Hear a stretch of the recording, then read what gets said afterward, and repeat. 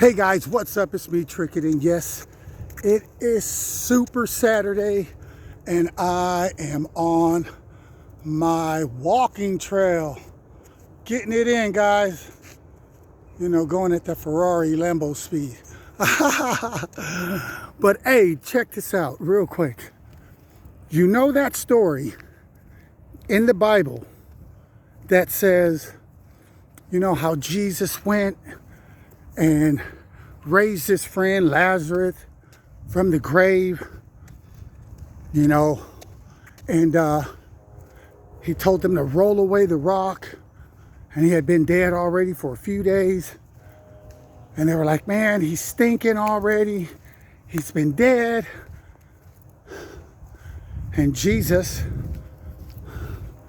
told Lazarus to come forth, and he did. Came from the grave, bam, alive and well again.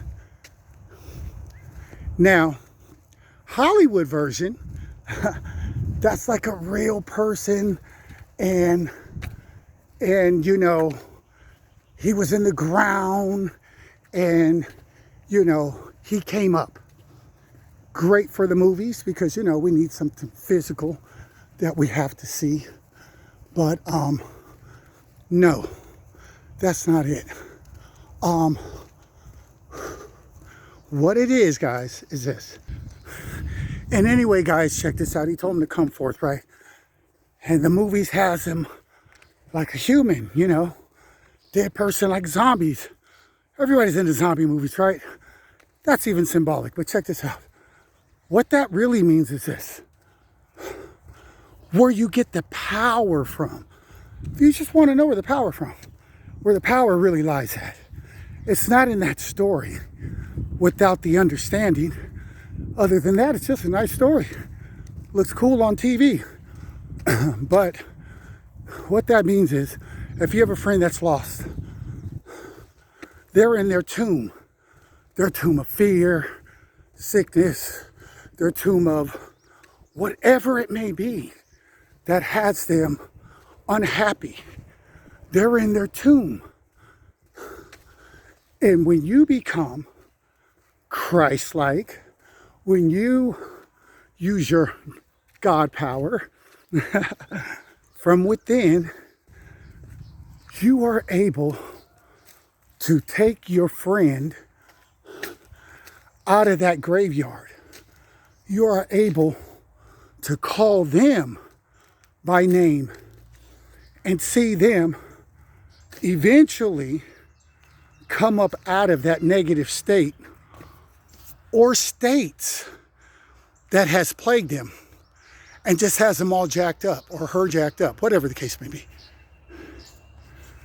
And that's the true power. Everyone says there's power in prayer. Well, what kind of power are you talking about? If there's power in something, I want to know. I'm going to test it real quick and find out. But check this out. That's what that means. So you have a friend that's lost. They're in a bad situation. They're too weak to try to pull themselves out, or even to know how to pull themselves out. No big deal. You who are stronger, see them doing well. See them as you would want to see yourself. That's how you know then you're going to love yourself, love them like you love yourself. If you see what you want for you, for them, then you know you're keeping it real. So when you do that, and you have no doubt, as a man thinketh, so is he. If that's not good enough, as a man believes, whatever it is, doesn't even say good or bad. As a man believes, let it be done unto him or her.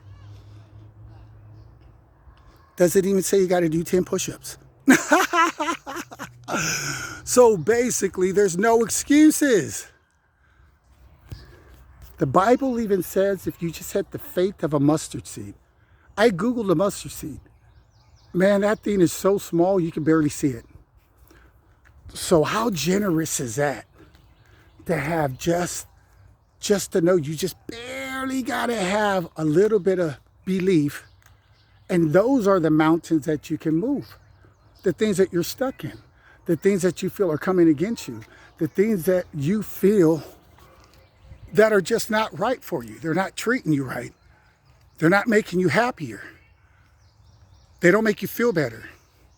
They don't make you look better. They just don't. And that is raising Lazarus from the grave, which is just symbolic for your friend or whoever you may know.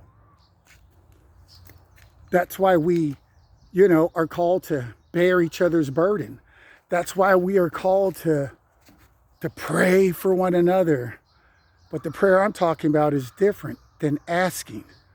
I'm talking straight up believing and just seeing it's done already. I mean, isn't that what we're told to do, right? Come boldly before me, which means, you got what you know what you want to say, what you want to ask. Then he says, ask and leave like it's already been done. Now, how many prayers do you know get prayed like that?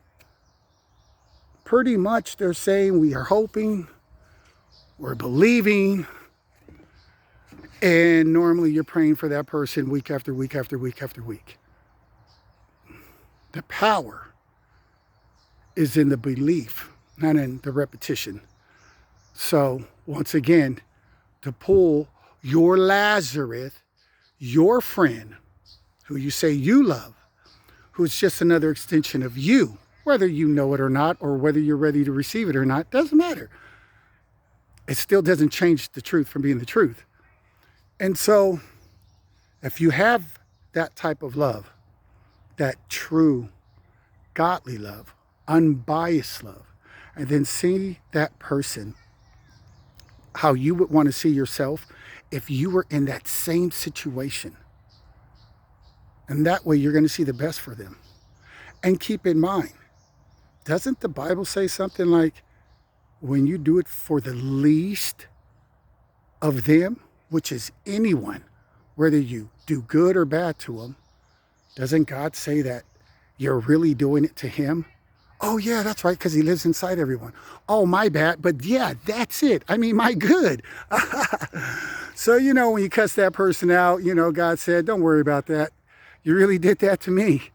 And I got you, because karma, it's like, hi, it came to me, and guess what? I'm throwing it right back at you through somebody else. Nobody gets away. Nobody. It's better just to play by the rules and just reap all the good fruit in your garden than to plant a bunch of poison ivy and then cry about it when it comes back snapping at you. But it's your artwork. When you look at the creator, it has your name on it. You put it out there. Behind whatever excuse you tried to justify it. And everybody knows self-justification is the voice of hell. So, everybody knows that. Even the criminal's going to self-justify what he does, right? So, we get it. But all I'm just saying, guys, is this.